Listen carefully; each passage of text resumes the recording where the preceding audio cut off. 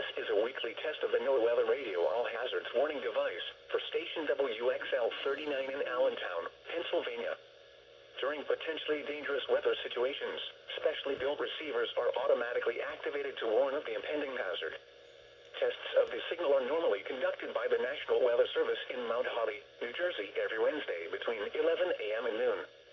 If there is a threat of severe weather during the normal test time, the test will be postponed to the next good weather day. Reception of this broadcast, and especially the warning alarm tone, will vary at any given location.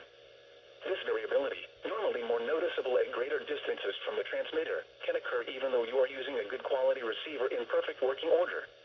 The warning alarm tone will be activated for hazardous weather watches and warnings for the following counties in Pennsylvania: Berks, Bucks, Carbon, Lehigh, Monroe, Montgomery, Northampton, Pike, and Schuylkill.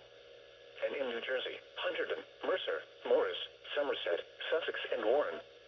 This concludes the weekly test of NOAA Weather Radio All Hazards, station WXL-39 in Allentown, Pennsylvania. Thank you for listening to NOAA Weather Radio All Hazards.